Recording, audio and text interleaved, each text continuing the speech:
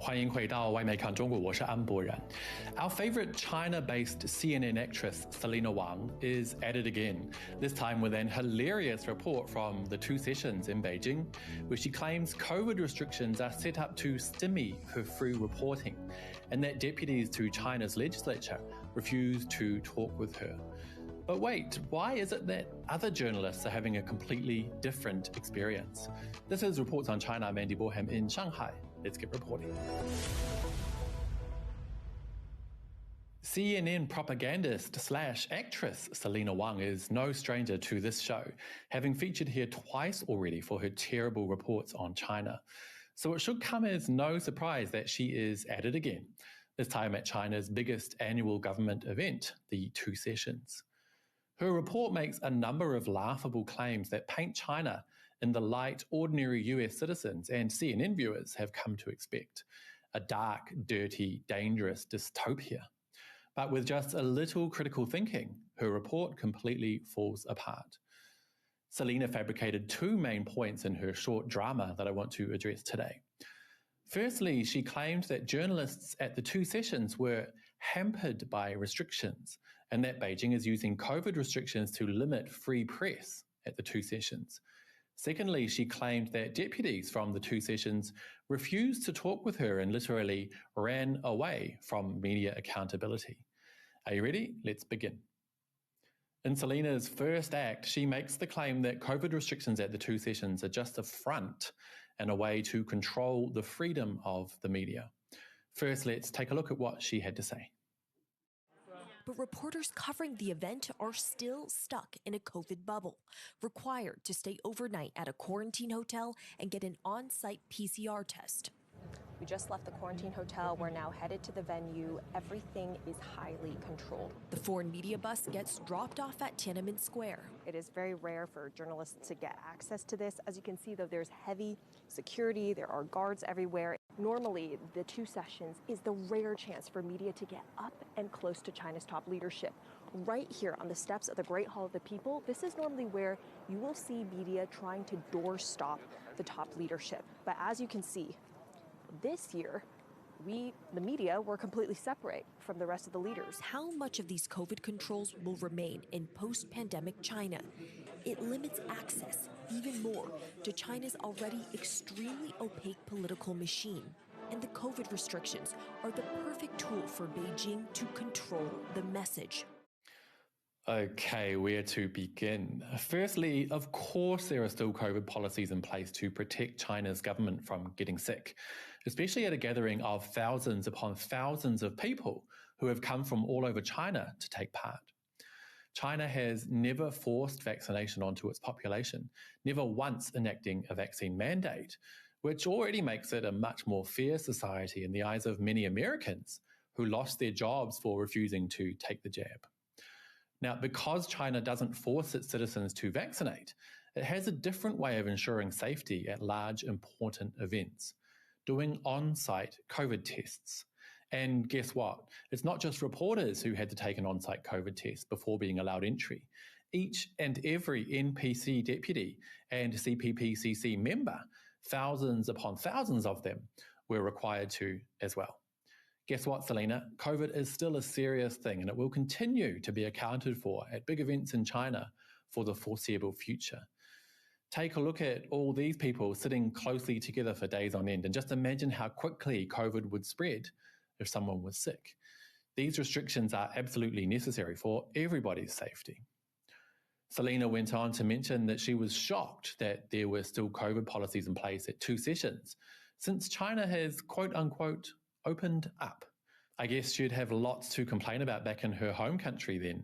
In the US, where she's from, there is still a COVID vaccine mandate in place at the White House. So everyone there, including the media, are required to be up to date with their COVID vaccines or they'll literally lose access. Journalists not up to date with vaccine mandates in Washington will lose their passes and can no longer enter.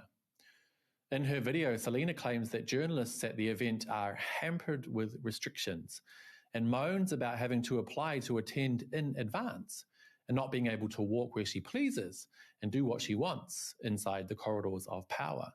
showing dramatic shots of security and so on. Let's take a look. So media has to apply to get access to specific events. We're not granted approval to all of them. And this is the media area inside the Great Hall of the People. As you can see, it's pretty empty, so it's clearly not an issue of capacity. Some of the events during the week-long meeting allow select reporter questions, including Qin Gang's first press conference as China's new foreign minister. See you at the two sessions. Meanwhile, Chinese state media is portraying the legislative meeting as an open event where journalists can freely operate. Sri Lanka. I'm from Loop News. It's an amazing country. The assemblies also offer journalists the opportunity to put questions to the Chinese premier and ministers. Wait a minute, Selena. Are you suggesting that anyone can just walk into the White House and do as they please? Okay, let's just talk about journalists. Can anyone claiming to be a journalist just walk into the president's daily press briefing as they wish? Absolutely not. And just imagine for a second if a Chinese journalist went into the White House and dramatically filmed the security checkpoints, metal detectors, and having to have the right media pass to enter, all the while claiming it was a way for Washington to limit free media. People would laugh, and for good reason. It's ridiculous to expect any government building, anywhere, to have no security procedures, including Beijing's Great Hall of the People. In Washington, reporters first need to be accredited to even apply for access. And if they need to attend regularly to take part in the daily press briefings, for example, they need to apply for what's called a hard pass for access. And guess what's needed for a hard pass? Well, Selena definitely won't tell you this. Applicants have to first submit an application to the White House press office. And then, get this, they need to undergo a background screening by the Secret Service in a process that the White House Correspondents Association says can take up to several months. And Selena's here complaining she had to do a COVID test to get access to Beijing's Great Hall of the People. In her next main fabrication, Selena claimed that reporters were kept away from deputies at the two sessions and that deputies refused to talk with her. Let's take a quick look. But under these controls, spontaneous run-ins with top leaders like the premier and ministers are out of reach. But after today's meeting ended, we had a few minutes to approach some delegates, which are a curated group of local representatives. This delegate is part of the Zhuang ethnic minority from the southwestern Guangxi province. She says this is her first time attending the Congress, and she feels happy to see her motherland becoming stronger. The rest of the delegates quickly rush out before we have a chance to approach them. Interesting, because the video you're seeing now is from CGTN reporter Li Jingjing, who was also reporting from the two sessions and had a lot more success than our friend Selena from CNN. Now, as expected, Selena is being quite deceptive in her report. I want to show you a trick she uses, which proves, for me at least, that being rejected by NPC deputies is exactly the image Selena wanted for her report, because claiming deputies wouldn't talk with her fits her already planned China bad narrative perfectly. Now, do you guys remember when Selena was on the foreign media bus heading to the Great Hall of the People? She said this. We just left the quarantine hotel. We're now headed to the venue. Everything is highly controlled. The foreign media bus gets dropped off at Tiananmen Square. It is very rare for journalists to get access to this. As you can see, though, there's heavy security. There are guards everywhere. So already, before she had even arrived, she had decided this was the angle she was going for. Selena uses a trick that those who don't understand Mandarin and those who perhaps aren't too familiar with the current level of Western media distrust among Chinese might not notice. Watch.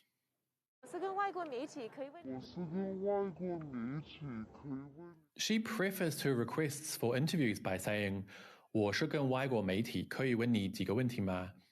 Firstly, I probably would have said 我来自外媒, since using 跟 here is really quite English-style Mandarin, but I digress.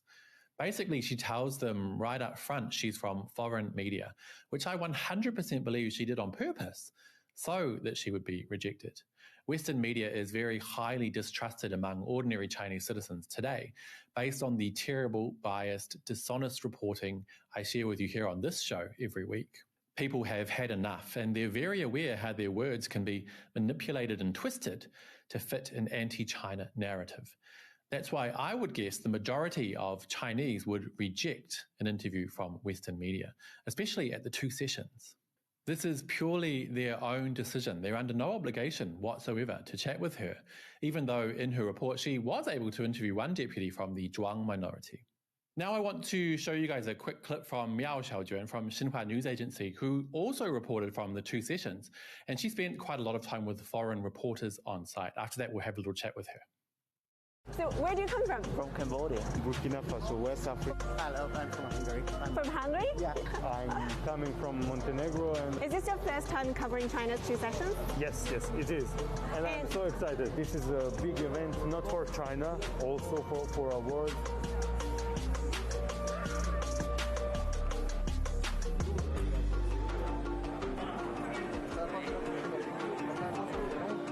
I'm from the Netherlands. I'm from Senegal. I'm from Grenada. Iraq. 我不会说英语。可不可以告诉我，这是您第几次参加中国两会的报道？中国两会可以说是第二次。Miao, thank you so much for coming on the show. Now, you were reporting from two sessions and Chen Gang's first press conference as foreign minister, and we just saw your vlog where you interviewed a number of foreign media on site. So I wanted to ask you, how were foreign media treated at the event, in your opinion? Was there any kind of animosity to foreign reporters? Well, Andy, thank you a lot for inviting me. And I did speak with journalists from, I think, at least 10 different countries before and after the press conference. And I didn't hear any of them complaining about any unfair treatment.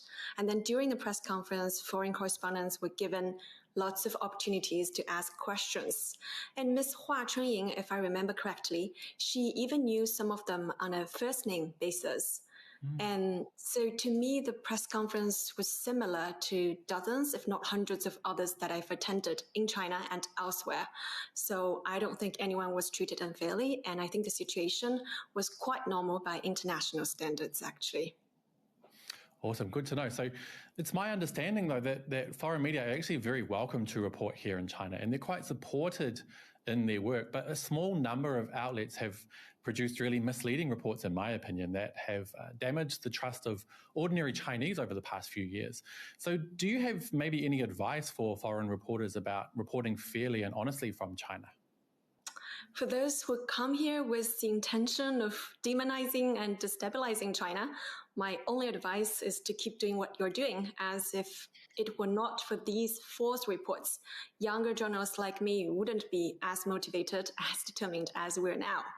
But for those who come here with an open mind, one suggestion is that once you have settled in, I would suggest you invite your editors or bosses to come to China too. Have a quick visit, because I was told several times that editors in New York or Washington frequently impose story ideas and angles on journalists in Beijing. So it's impossible to be objective if you have spent years reading and working in American media, but have never visited China. And secondly, try to interview as many ordinary Chinese as possible. Talk to people on the streets. Hear what they have to say, and then reflect this accurately in your writing, instead of portraying the criticisms of a tiny minority as being representative of the majority. I do think all voices deserve to be heard, but the audience has the right to know what the overwhelming majority thinks. My final piece of advice is to stay here longer. Travel as much as possible, make friends with us, spend holidays with us, and learn about our culture. You don't have to like it, but I think it's a good idea to at least try and understand it first.